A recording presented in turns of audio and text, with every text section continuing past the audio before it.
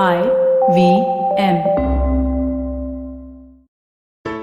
There's a quick survey to fill out on ivmpodcast.com/survey. It lets us know a little bit more about who's listening to us. And you know what? We're going to do a few prizes. So, we'll do a random drawing of maybe 10 people and we will send you all some swag. Remember, that's ivmpodcast.com/survey where you can fill out the survey. 31 मार्च है आज और 31 मार्च को अक्सर हम income tax में closing की बात करते हैं, यानी कि ढेर सारे जो अपने आप रिटर्न्स फाइल करते हैं और फिर उसके बाद क्लोजिंग होती है और एक नए फाइनेंशियल ईयर की शुरुआत होती है। ठीक उसी तरह से खेल नीति का आज का एपिसोड आप इसको क्लोजिंग एपिसोड मान सकते हैं, यानी कि नए फाइनेंशियल ईयर का हम इंतजार करेंगे। नए क्रिकेटिंग जो ईयर है उसके लिए आगे हम बातचीत करेंगे और दोबारा कोशिश करेंगे कि ये टीम फिर से इकट्ठा हो। बहरहाल आज खेल नीति का आखिरी एपिसोड लेकर मैं हूँ राजीव मिश्रा और मेरे साथ हमारी पूरी टीम है। हमारे साथ अयाज सर हैं, सबा भाई हैं, राजकुमार सर हैं, निखिल भाई हैं और साथ ही हमारे साथ सुरोनी है जो हमारी प्रोड्यूसर रही हैं और भी तमाम हमारे साथ जो भी प्रोड्यूसर्स रहे, वो चाहे हर्षल की बात करें, हर किसी ने एक बड़ा योगदान दिया है। उन सभी का बहुत बहुत शुक्रिया और हमारे जो तमाम दर्शक रहे हमारे साथ इस सफर में, उन सभी का बहुत बहुत शुक्रिया और इस उम्मीद के साथ कि जब हम फिर कभी एक साथ जुड़ेंगे तो वो हमारे साथ होंगे और कदम से कदम मिलाकर हमारे साथ चलेंगे। और अक्सर कहते हैं हर सफर की एक मंजिल होती है और मंजिल पर आज हम पहुंचे हैं, लेकिन इसको आप एंड ना माने क्योंकि मंजिल से आगे भी एक और मंजिल होती है जहां तक हमें पहुंचना होता है। ये एक पड़ाव मान सकते हैं कि एक पड़ाव है जहां पे खेल नीति थोड़ी देर के लिए रुकेगा, थमेगा और फिर कोशिश रहेगी कि हम एक साथ फिर आगे चलें। जैसे कि हमने अपनी टीम से आपको रूबरू करा दिया, अपने प्रोड्यूसर्स के बारे में हमने आपको बताया जिन्होंने दिन रात मेहनत की और खास तौर से सुबह 9:30 बजे उठ के एक साल तक शो करना कोई बहुत आसान बात नहीं है और प्रिपेयर करना वो भी बहुत आसान बात नहीं है। तो चलिए, क्योंकि सबसे हमारे साथ जो सबसे यंग है अयाज सर, उनसे ही चर्चा की शुरुआत कर लेते हैं क्योंकि अयाज सर ने ऐसे कई पड़ाव देखे हैं, ऐसी कई मंजिल तक वो गए हैं और उसके बाद रास्ते जरूर बदल गए हैं, बट उस मंजिल को याद रखना और वहां तक पहुंचने का जो सफर है उस पर बातचीत करेंगे। अयाज सर, क्योंकि आज हम खेल नीति का आखिरी एपिसोड कर रहे हैं तो आपसे जानना चाहेंगे सफर कैसा रहा, किस तरह से आप देखते हैं जो पिछले एक साल हमने तय किए और आज तो वैसे भी क्लोजिंग होती है फाइनेंशियल ईयर की, बड़े अच्छे दिन पे हम अपनी क्लोजिंग कर रहे हैं खेल नीति की। राजीव, जो मेरा तजुर्बा रहा है कि एक चीज जब बंद होती है इसका मतलब ये है कि दूसरी चीज शुरू होने वाली है और मुझे लगता है कि सीजन 1 जो है ये आज समाप्त हो रहा है, लेकिन इसका मतलब ये है कि सीजन 2 जल्द से जल्द शुरू होगा।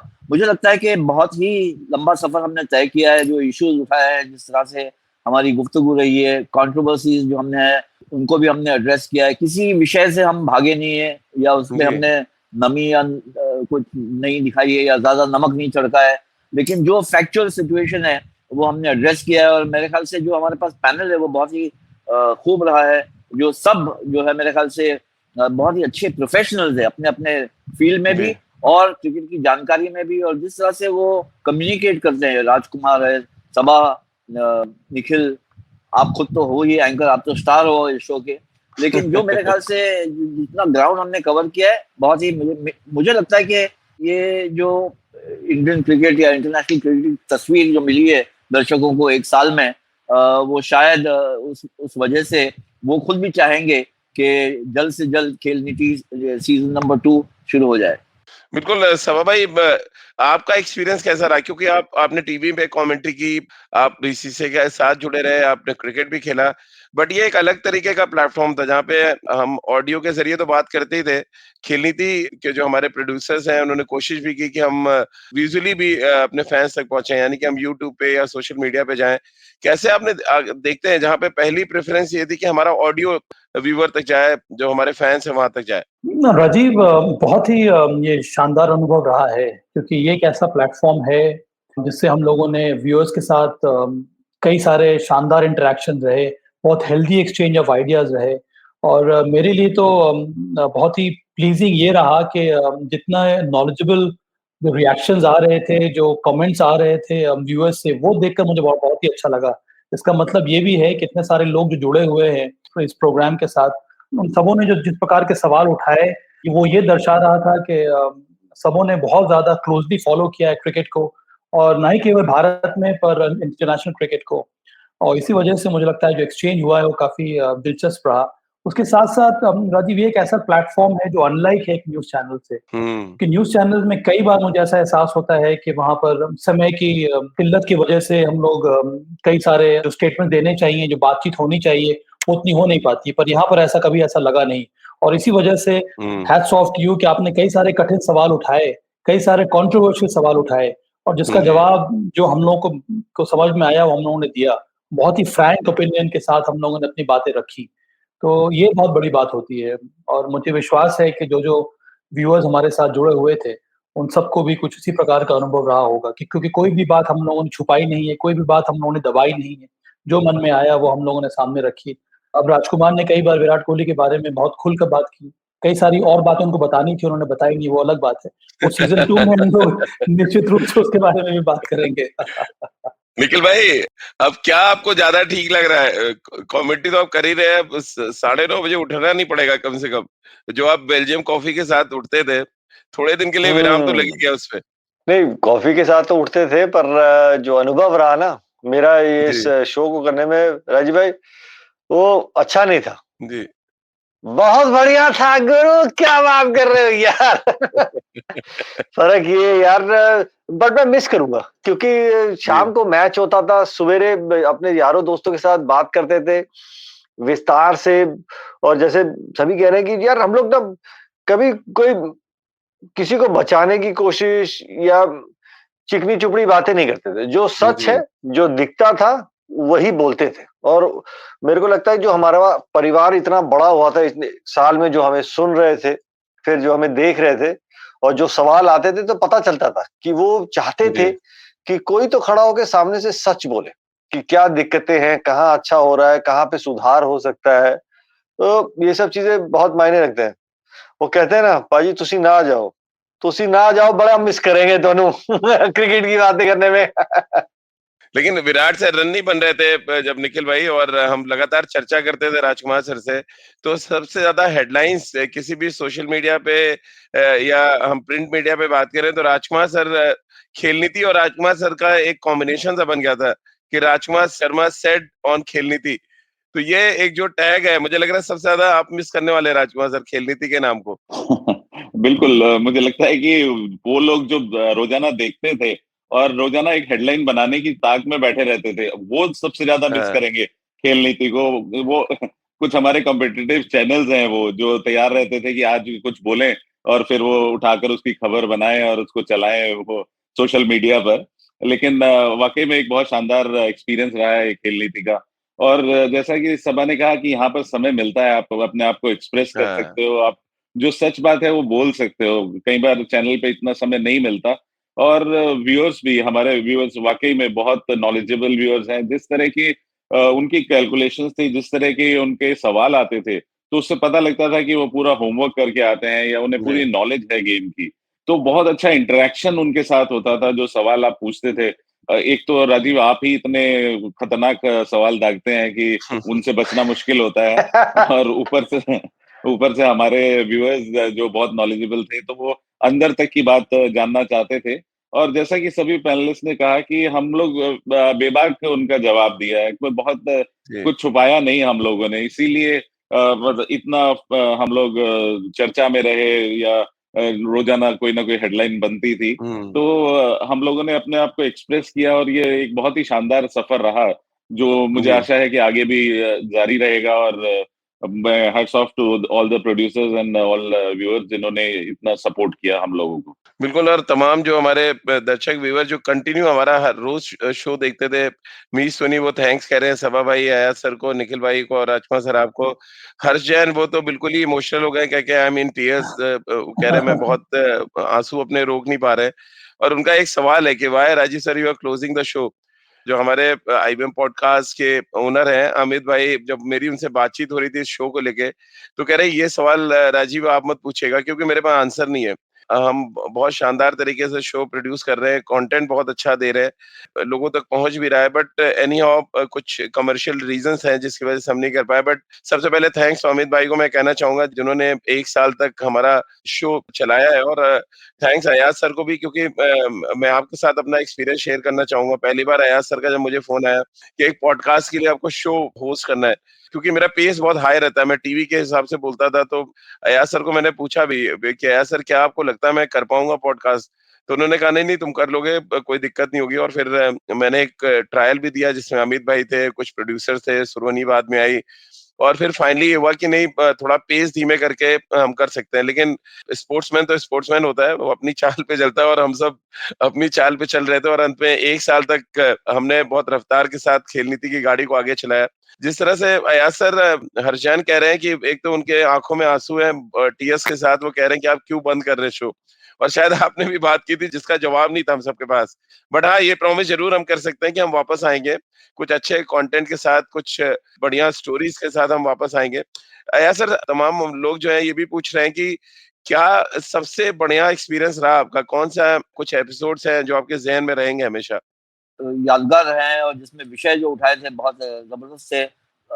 या कैप्टनसी की ले लें आप, जिस तरह से विराट कोहली ने कैप्टनसी छोड़ी और फिर उनसे कुछ कैप्टनसी ली गई, जो मेरे ख्याल से हम सब ने बात बताया राजीव के बहुत ही फ्रैंकली ऐसे इश्यूज को एड्रेस किया है। क्योंकि मेरा मानना यह है कि हम सब जितने भी है पैनलिस्ट, आप खुद भी जो एंकर हो, वो सब चाहते हैं इंडियन क्रिकेट की बेटरमेंट, कि इंडियन क्रिकेट जो है वो तरक्की करे और आगे बढ़े। तो ये है कि आप किसी भी इश्यू से झिझक ना जाए, जो है वो सामने आपको एड्रेस करना है और उसको बड़े ही लॉजिकली हैंडल करना है। ये नहीं है कि आप दंगा फसाद कर दें कि ये हो गया वो हो गया। ये हमारा, एटलीस्ट मेरा जो ये एटीट्यूड है ही नहीं, ना मेरे ख्याल से सबा, निखिल और राजकुमार का है। जी। तो एक तरह से ये जो कॉम्बिनेशन बनता है कि एक कॉन्वर्जेशन होती है, आप एंकर से आपके साथ गेस्ट आते थे तो आपस में जो बातचीत होती थी, ये नहीं है कि सब एक दूसरे से अग्री करते हैं। बहुत बार ऐसा हुआ है कि हम जी। एक दूसरे से डिसअग्री की है, लेकिन डिसअग्री टू अग्री लेटर, कि भाई हमको इश्यू जो है उसको एड्रेस करना है। और मुझे लगता है कि जो हम हमारे खेल नीति प्रोग्राम को फॉलो किया है साल भर, वो शायद जैसा आप कह रहे थे कि 31 मार्च को वो ऑडिटिंग होती है और आप रिटर्न फाइल करते हैं, अगर उन्होंने 1 साल पूरा फॉलो किया होगा तो वो खुद मेरे ख्याल से मानेंगे कि उनको कुछ मिला है इस एक्सपीरियंस से, कुछ समझने के लिए, कुछ संभालने के लिए और कुछ आगे और इंतजार करके कुछ और सीखने के लिए या और कुछ जानने के लिए। बिल्कुल। मेरे लिए तो बड़ा इंटरेस्टिंग था जब निखिल भाई डेविड वार्नर के पीछे पड़ गए थे और उनका कह रहा था तो मेरे लिए याद है कि जो एक कोलकाता के कैप्टन थे मॉर्गन, उनके पीछे वो पड़ गए थे कि ओवेन मॉर्गन। और वो बड़ा इंटरेस्टिंग एक एपिसोड हुए, कई एपिसोड हुए पिछली बार आईपीएल में, और इस बार ऐसा इत्तेफाक है निखिल भाई की मॉर्गन है ही नहीं है किसी भी टीम में। अरे देखिए, मैं पीछे नहीं पड़ा था, मैं क्या करूं कि उनकी हैमस्ट्रिंग खींचते-खींचते रह जाती थी। वो खींच ही नहीं रहे थे अपनी जब फँसे हुए थे। देखिए, और मॉर्गन ही है एक ऐसे कप्तान भी जो वो प्ले करते थे। उनके साथ एक आदमी होता था जो वहाँ डगआउट पे बैठ के ना नंबर ऑफ प्ले होता था, कोई 42 नंबर, कोई 54 नंबर, तो वो डिसाइड होता था कि कौन से बैट्समैन के साथ कौन से बॉलर को मॉर्गन गेंदबाजी कराएँगे। मैं कहा, गुरु अगर इतना मैचअप करोगे तो भैया क्रिकेट तो हर ओवर में गेम चेंज होता है, और हर बारी मैचअप के हिसाब से आप गेम को नहीं चला सकते। शायद एक तभी बात और है निखिल और राजीव, मेरे सभी पैनलिस्ट इस बात पे एग्री करेंगे कि ये जब खेल नीति शुरू हुआ तो इंडियन जो क्रिकेट है वो एक अलग किस्म के अपहीवल के थ्रू गुजर रहा था। उसमें कई सारे हाइज देखने को मिले, कई सारे लोज देखने को मिले, बहुत बड़े-बड़े परिवर्तन देखने को मिले हैं मैनेजमेंट में। विराट कोहली का कप्तानी से पहले टी20 से छोड़ना, फिर टेस्ट क्रिकेट से छोड़ देना, रोहित शर्मा का कप्तान बनना, उसके साथ-साथ चयनकर्ताओं के कई बार स्ट्रेन डिसीजंस लेना जो हम लोगों को समझ में नहीं आ रहा था। फिर कई बार बीसीसीआई मैनेजमेंट की तरफ से कई सारे डिसीजन लिए गए जिस पर हम लोगों ने भी सवाल उठाए। तो ये बहुत ही अपहीवल वाला ज़माना था इंडियन क्रिकेट का, और इस वजह से मुझे लगता है कि कई सारे जो टॉपिक्स आपने भी उठाए राजीव, वो सब इन चीज़ों को दर्शा रहे थे। तो व्यूअर्स के लिए मुझे लगता है निश्चित रूप से बहुत ही एक इंटरेस्टिंग फेज़ था। उसके साथ-साथ आईपीएल 2-2 लेग में हुआ, एक बार भारत में हुआ, फिर बाहर हो गया। तो बहुत सारे चेंजेस देखने को मिले, बहुत सारे ट्रांसफॉर्मेशन देखने को मिले। इसी वजह से जो भी डिस्कशंस हुए, वो बहुत ही मज़ेदार हुए और बहुत मज़ा आया। बिल्कुल। और राजकुमार सर, खास होता है हमेशा लोग सोचते हैं कि आप विराट के कोच हैं तो हम विराट की हमेशा तारीफ करेंगे, बट खेल नीति पे हमने जब विराट ने गलतियां की, खासतौर से स्टंप माइक वाला जो इंसिडेंट था, आपने खुलकर खेल नीति पे बोला कि जो गलत है वो गलत है और उनको नहीं करना चाहिए था एज ए कैप्टन दक्षिण अफ्रीका में। और वो एपिसोड मेरे लिए बड़ा मेमोरेबल है क्योंकि बहुत ढेर सारे तब कमेंट्स आए थे। और ये बीइंग अ कोच एक साफ सुथरी अपनी बात कहना, ये बहुत मायने रखता है। भले ही विराट इतने बड़े खिलाड़ी हैं आज, बट जिस तरह से आपने एक्सप्रेस किया था वो बहुत बड़ी बात थी। और फिर जिस तरह से जब विराट को हटाया गया वनडे कप्तानी से, वो एपिसोड भी मुझे याद है जब आपने बहुत खुलकर कहा था कि एटलीस्ट आपको बात करनी चाहिए थी विराट से, और उसके बाद ये फैसला लेते हैं हर किसी को छोड़ना है एक दिन कप्तानी, कोई परमानेंट कैप्टन रहा नहीं है। तो ये कुछ एपिसोड है मुझे लग रहा है जो आपके भी जहन में होंगे।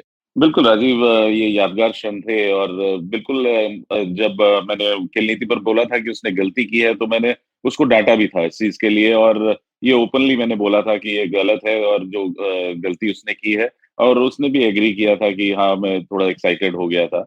तो ये सब चीजें हुई, और साथ साथ कप्तानी का बहुत बड़ा इशू रहा, वो काफी कंट्रोवर्शियल भी रहा, और काफी बहुत मुझे वहां से टॉप जगह से भी उस चीज के लिए कहा गया कि आपने ऐसा बोला, आपने ये बोला, आपको ऐसा नहीं बोलना चाहिए था।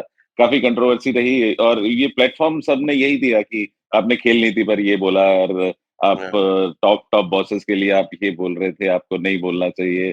तो लेकिन कुल मिला के एक अच्छा एक्सपीरियंस रहा, और मुझे जो लगा या जो परिस्थिति थी या जो स्थिति थी, वो मैंने बिल्कुल साफ तरीके से रखी दर्शकों के सामने की ऐसा है। जो गलत था वो भले किसी की साइड से भी गलत था, भले विराट की साइड से या दूसरी साइड से, तो वो बेबाक मैंने अपने व्यूज रखे, और शायद लोगों ने उसको अप्रिशिएट भी किया। तो एक अच्छा एक्सपीरियंस था ये सभी के लिए, और मेरा मानना है कि आगे आने वाले समय में भी शायद हम ऐसे ही अपनी बेबाक राय देते रहेंगे, क्योंकि जैसा भी आयज भाई ने कहा कि सभी चाहते हैं कि इंडियन क्रिकेट बेटर हो, इम्प्रूव हो, और बीइंग क्रिकेटर्स एवरीबडी वांट्स हम लोग की हमारी टीम नंबर 1 रहे और अच्छा परफॉर्म करती रहे।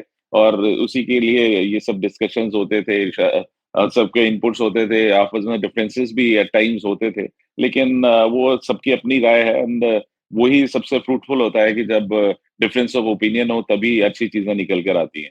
सवाई, और खास तौर से जो टेक्निकल इश्यूज पे हमने बात की, मसलन एज अ कीपर कैसे आपको खड़े होना है, ग्लव वर्क कैसा होना चाहिए, और जो एक्सपीरियंस आपने शेयर किया, मुझे याद है अच्छी तरह से जब आपने बताया कि एलन नॉट को देख के आपने कीपिंग करना शुरू किया था, वो सारे तमाम इंसिडेंट्स अब हम लोग के भी जहन में है कि जिस तरह से आपने शेयर किया, या निखिल भाई ने ऑस्टिन गेंदबाजी के बारे में बात की, और किस तरह से जब जयसूर्या अपने शबाब पे होते थे तो उनको क्यों गेंदबाजी दी जाती थी सर्कल में। ये भी अलग तरीके का एक्सपीरियंस था जो आप लोगों ने शेयर किया। कैसे आपको क्योंकि जब हम टीवी पे बात करते हैं हार्डली 2 या 3 मिनट के बाद हमें जी कहना पड़ता है, बट ये खेल नीति के प्लेटफॉर्म पे कम से कम जी नहीं बोलना पड़ता था, आप अपनी बात पूरी तरह से कह सकते थे, वो चाहे टेक्निकल एस्पेक्ट पे हम बात कर रहे हो या क्रिकेट से जुड़े और मुद्दों पर। इसीलिए कहते हैं कि यहाँ पर दिल की बात सामने लाई गई है, और इसी वजह से जो इंटरेक्शन रहा है व्यूअर्स के साथ वो अलग किस्म का रहा है। बहुत ही फ्रैंक एंड ऑनेस्ट ओपिनियन रहा है हर एक मुद्दे पर। पर्सनली हम लोगों ने कई सारे एनेक्डोट्स जो हैं वो शेयर किए हैं, चाहे वो निखिल हो या मैं हूँ या राजकुमार हो या अयाज हो, हम सब लोगों ने अपनी निजी बातें बताई हैं और व्यक्त की हैं। ये कब आपको मौका मिलता है करने के लिए, तो इस वजह से मुझे लगता है कि जो क्लोजनेस रहती है व्यूअर्स के साथ वो ज़्यादा बढ़ जाती है, और यही हुआ है इस प्लेटफॉर्म से। कई बार जो हम लोगों का खुद का अनुभव रहा है खेलते समय, उसको हम लोगों ने सामने लेकर आए हैं। निखिल ने कई बार इस तरह की बातें की हैं, उनके साथ क्या होता था। मुझे याद है जब मैंने कहा था कि जब भी पाकिस्तान के खिलाफ मुकाबला होता था वनडे क्रिकेट का, वहां पर मुझे ओपन करने दे दिया जाता था। वहां तो सामने वसीम अकरम है और वकार यूनिस है या शोएब अख्तर है, उसके पहले कभी आदमी प्रैक्टिस करता नहीं है। तो इस तरह की बातें आप न्यूज़ चैनल पे, चूँकि समय कम रहता है, वहाँ पर आप कब कर पाते हैं? तो ये एक खुले मन से जो बात करने की बात होती है, वो यहाँ पर सामने आई है। जी, और देखिए इतनी बातचीत में और एक्सपीरियंस शेयर करने में हम लोग इतने एक तरह से कहा जाए खो गए कि ब्रेक लेना मैं भूल गया, और सडनली मैसेज एक पॉप हुआ कि आप ब्रेक ले लें, तो एक ब्रेक ले लेते हैं छोटा-सा, ब्रेक के बाद तुरंत हाजिर होते हैं। Hey everybody, it's been another great week on the IVM Podcast Network. On Think Fast, Suchita invited me to talk about the evolution of the audio industry. And besides the audio industry, we talked about a whole bunch of other things like the Zomato-Blinkit potential merger, the Mumbai 2050 climate plan, and a whole bunch of other things. Fun episode, do check that out. On Press Decode, Zara Vakta, Prafula and Nivedita discuss the accuracy of the Kashmir files and associated movie politics. On The Longest Constitution, Priya examines the issue of livelihood along with why women aren't a part of parliament. On Say No to Drama, Chetna explains why you should celebrate filing your income tax rather than feeling bad about it. And on All Things Policy, the Takshashila folk discuss India's reserves of oil in light of the oil supply shock created by the Russia-Ukraine war.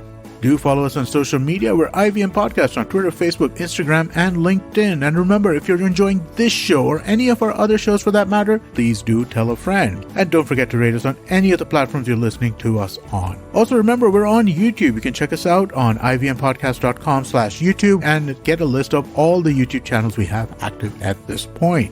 I'd also like to make a quick note that we're doing a small listener survey, and it would really help us if you could fill that out. You can go to ivmpodcast.com/survey. And finally, we'd like to thank our sponsors this week, SBI Life Insurance and India Water Portal. Thank you so much for making this possible.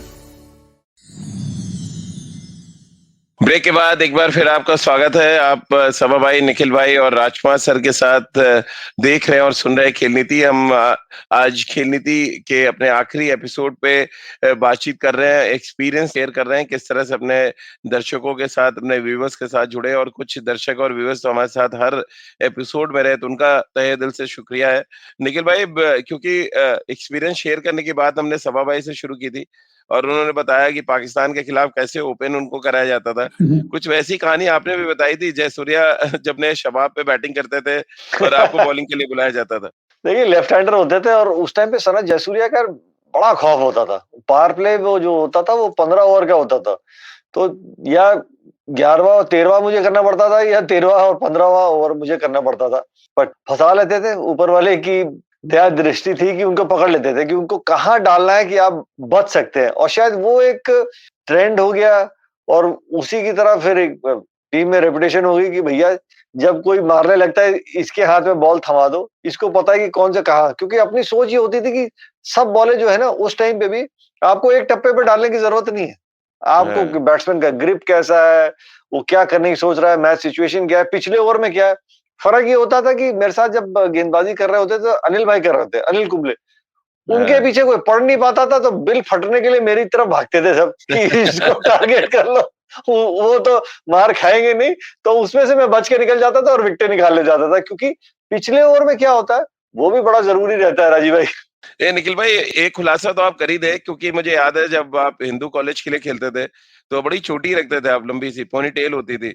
वो pony tell कब कटी, आज आखिरी episode में आप बता ही दें। और क्या ये वाकई का स्टोरी है जो तमाम फेमस है कि आपने कसम खाई हुई थी जब तक इंडिया नहीं खेलेंगे आप वो पोनी टेल काटेंगे नहीं? एक उसी किस्म की, बिल्कुल सही कहा आपने। आपका रिसर्च जो है ना बहुत बढ़िया है। सच है, सच है, सच है, बिल्कुल सच है। बड़ी गहराई से आपने रिसर्च की, ये सच बात है। और लंबे लंबे बाल हो गए थे मेरे, और अब तो ऐसे वो चुटियां कटेगी, अब तो बाल लगाने की आवश्यकता हो गई है। वो एक ही टाइम में उग के निकल गए थे। बट जी, और फिर अंत में मजा भी आया। मुझे याद है मैं चैलेंजर ट्रॉफी यही मुंबई में खेल रहा था और इंडिया ए और इंडिया बी, उस समय बाल लंबे थे, चुटियां लगाई, फिर भी मुंबई की गर्मी, वो ह्यूमिडिटी, सब इधर उधर बिखर जाते थे। तब फिर मैं बंडाना बांधने लग गया था। तो बंडाना बांधने लग गए तो फिर दुनिया, और नाम नहीं लूंगा, बड़े लोग कहते हैं भैया अगर इंडिया खेलना है ना तो ये सब मत करो। मैंने कहा सर ये सब शोशे के लिए नहीं कर रहा, अरे गर्मी है, पसीना है, बाल इधर उधर हो रहे, इसलिए पहन रहा हूँ, ये जरूरी है, ये शोशा नहीं है। राजकुमार सर, आप भी बताए ना, राजकुमार सर की भी अपनी कहानी जो आज मुझे लग रहा है सोशल अपने खेल नीति के प्लेटफॉर्म पे करनी चाहिए कि बहुत कम लोगों को पता है कि पहली जो दूसरा फेंकने की बात है वो राजकुमार सर ने फेंकना शुरू किया था और उनका हाथ पूरी तरह से घूम जाता है। आज मैं चाहता हूँ आज आखिरी एपिसोड में वो दिखा दें जरा करके हमारे जो दर्शक हैं। और ESPN एक स्टोरी भी की थी राजकुमार सर के ऊपर कि उनका हाथ पूरा घूम जाता है और बिना एल्बो ब्रेक के, ये देखिए आप देख सकते हैं हाथ। पर राजीव अभी भी अपनी बातचीत में खाली दूसरा ही तो फेंकते रहते हैं ये। अरे भैया क्या रबड़ की कलाई रखे हैं क्या? ये देखिए ना, हाथ पूरा घूम जा रहा है। मैं इसलिए कह रहा हूँ वो ESPN ने स्टोरी की थी आगे कि आप दूसरा कैसे डालते हो। बिल्कुल, ये स्पिन ने स्टोरी की थी। राजीव, हमारे समय में ये दूसरा नहीं बोलते थे, इसको लेग कटर बोलते थे। और दूसरा शुरू हुई जब मोइन खान ने सकलेन को बोलना शुरू किया, क्योंकि वो जब इंग्लिश प्लेयर्स खेलते थे तो वो हिंदी में बोलता था कि दूसरा डाल, दूसरा डाल। तो वहां से ये बॉल इन्वेंट हुआ। लेकिन हाँ, मैं उससे पहले ऐसे अंदर से डाला करता था, बिकॉज ये थोड़ा फ्लेक्सिबल रिस्ट है। तो ये तब शुरू हुआ था, और ये बिल्कुल आपने बड़ी जबरदस्त ने ये स्पिन से ये स्टोरी निकाली। काफी पहले उन्होंने ये शो किया था। क्या पर ये सभा कुछ कह राजकुमार, रहे थे? ये बताइए, फ्लेक्सिबल रिस्क का और क्या क्या फायदा मिलता है आपको दूसरा के अलावा? मैं आपको सीरियसली एक बड़ी इंटरेस्टिंग बात बताता हूँ कि एक बार मैं डीटीसी में ट्रेवल कर रहा था, डीटीसी की बस में, तो बाई चांस मैं एक हैंडीकैप सीट पर बैठ गया। तो somebody came and said कि वो आप हैंडीकैप सीट पर बैठे हुए, आप गेट अप। तो मैंने ऐसे करके दिखा दिया, कहते हो आप बैठिए बैठिए। तो वो भी एक एक्सपीरियंस था। लेकिन मेरा जो एक्सपीरियंस अयाज सर के साथ है वो बहुत ही कमाल का है। 2013 चैंपियंस ट्रॉफी का फाइनल हम बर्मिंघम में कवर कर रहे थे और माइनस में टेम्परेचर चला गया, बारिश हो गई, इंडिया मैच जीत गया और हमें शो रिकॉर्ड करना था। तो मुझे याद है हम और अयाज सर एडवेस्टन के बाहर बैठ के शो रिकॉर्ड कर रहे थे और हवा इतनी तेज चली थी और ठंड थी कि अयाज सर के कुछ बाल खड़े हुए और वो नीचे नहीं आ रहे थे। फिर कितने ठंड में जम गए थे। अयाज सर बार बार उसको नीचे ला रहे बहुत ठंड थी और यार उस वक्त, मुझे याद है, पूरा मैं भी गुस्सा था उनका वहां पर कैमरामैन पे जा रहा था कि जल्दी फाइनल करो मैच यार, में। जल्दी खत्म करो यार। तो वो भी आया सर। और फिर तो हम मंकी शोल्डर से भी मिले वहां पे मैच के बाद। वो भी बहुत यादगार पल थे। बहुत टूर जो है ऐसे है जो अयाज सर के साथ मैंने कवर किए। और एक चैंपियंस ट्रॉफी में सभा भाई का भी किस्सा मुझे याद है। मैं एक शो रिकॉर्ड कर रहा था, शायद लंदन में था क्या, या कार्डिफ था। सभा भाई कार्डिफ में सडनली सभा भाई एज अ सिलेक्टर वहां से निकले और तब बड़े विजुअल की बड़ी डिमांड होती थी। तो हमने मतलब धीरे से दिखाया कि सभा भाई मेरे पीछे से कुछ बोलते हुए निकल गए। हालांकि शॉपिंग करने जा रहे थे, मुझे याद है बहुत अच्छी तरह से। सभा भाई को टी शर्ट लेने का बड़ा शौक है। हाँ, और पर कार्डिफ में वो एक उसका बाय द वे राजीव, उसका प्रोफेशनल फी मुझे अभी तक नहीं मिला है जो आपने मेरे फुटेज यूज किए थे। यार सर बताया ना जरा कुछ उस फाइनल मैच के बारे में और जिस तरह से हमने वो चैंपियंस ट्रॉफी कवर किया। भाई चैंपियंस ट्रॉफी जिस तरह से कवर किया, ये मत जो याद आती है ना, अभी भी ब्लैंकेट ओढ़ के सो जाता हूँ मैं, इतनी ठंड थी। और कुछ अच्छे दोस्त बन गए वहां पर, एक मिस्टर जॉनी वॉकर से, एक मंकी शोल्डर से। तो राजीव के साथ जो था वो गुजारा हो गया अच्छे दोस्तों के साथ। लेकिन एक जो माहौल बनता है सर और मेरे में एक खासियत थी, हम लोग वन टेक शो करते थे, यानी 10 मिनट हमें लगता था शो रिकॉर्ड करने में और उसके बाद सीधे अपने दोस्तों के पास हम लोग पहुंचते थे। तो वो जल्दी जो होती थी या एक्सीलेंट शो रिकॉर्ड करने के, वो उसके पीछे हमारे दोस्तों का बड़ा रोल रहा है सर। नहीं मैं ये बताना चाह रहा था कि अगर जो भी है, सभा है, निखिल है, राज है या मैं भी हूँ, हम लोग जब एक तो मजा भी आता है ऐसे शो में, क्योंकि आप बहुत रेगुलरली एकदम बिल्कुल प्रिपेयर्ड आते हैं। एक तो आपकी खुद की राजीव नॉलेज बहुत अच्छी है क्रिकेट की, आप खेले हुए हैं, आप जानते हैं, ना सिर्फ आप खेले हुए हैं और समझते हैं गेम को, लेकिन आपके पास एक हिस्ट्री का भी नॉलेज है इंडियन क्रिकेट का। तो ये है कि आप सही सवाल भी पूछ सकते हैं राइट टाइम पे। एक्चुअली शो भी करने के लिए टाइमिंग की बहुत इंपॉर्टेंट होती है, किस वक्त आप कौन सा सवाल पूछते हैं, किस तरफ आप स्टीयर करते हैं कॉन्वर्सेशन को, ये सब जो है ये एक काबिलियत की निशानी है। ये ऐसे आप माइक के सामने बैठ जाए वो नहीं आ सकता है, उसके लिए थोड़ा सा प्रेपरेशन की जरूरत है, थोड़ा पैशन की तो है ही, आपको इंटरेस्ट होना चाहिए सब्जेक्ट में, और ना सिर्फ क्रिकेट के बारे में लेकिन जो आपके पैनलिस्ट है उनके बारे में भी आपको थोड़ी जानकारी हो तो शो सफल होता है। जी बिल्कुल। तो चलिए चलते आईपीएल पे एक सवाल ले लेते हैं। जी राजकुमार सर कुछ कह रहे हैं? नहीं, मैं जब पहली बार मैंने राजीव के साथ शो किया इंडिया न्यूज पे, तो मैंने बोला कि तुम कहाँ से देखकर बोल रहे थे?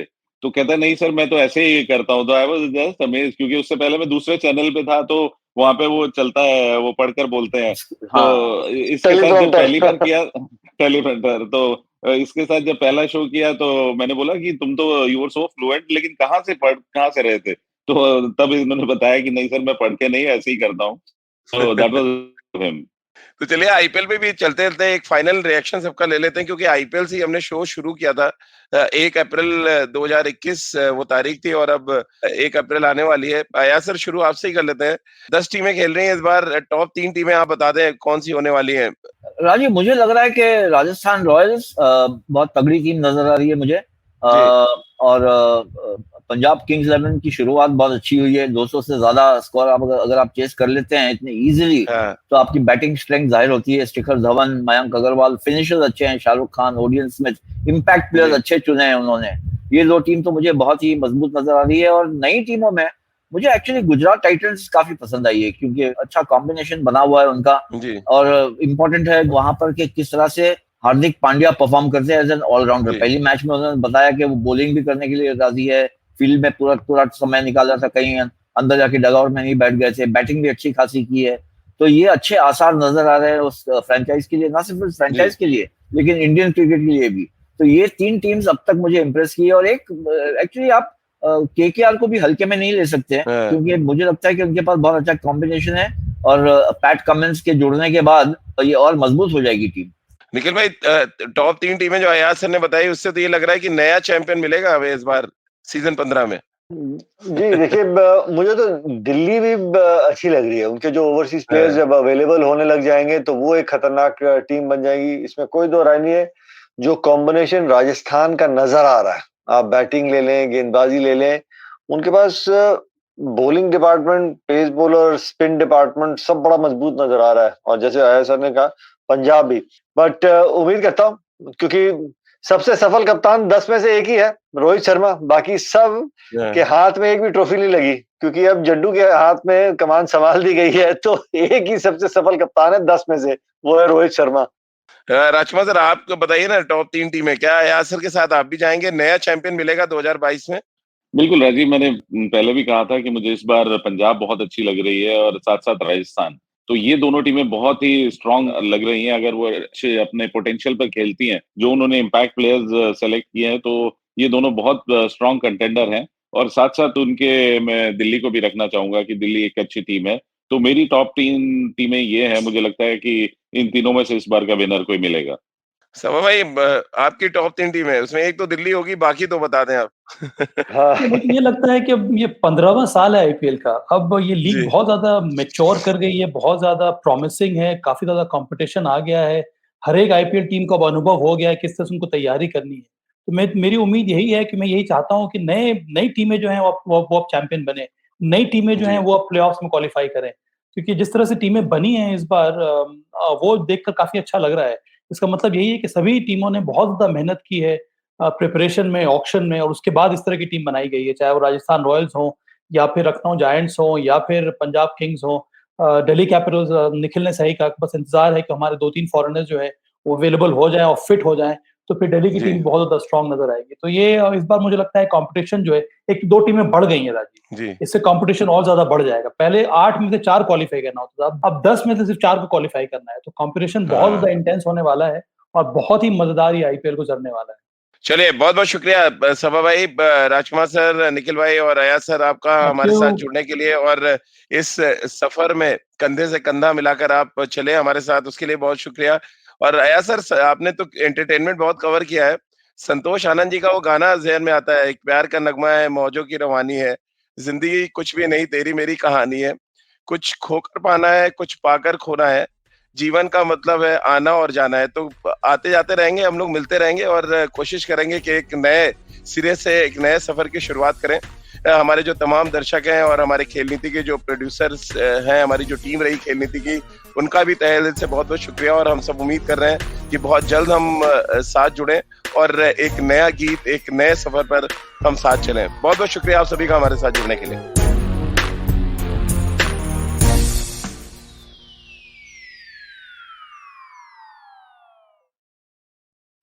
हम महिलाएं रोज के कामों में बहुत व्यस्त रहती हैं, और हो भी क्यों ना, काम, पढ़ाई और जिम्मेदारियां सभी पूरी करनी जरूरी हैं।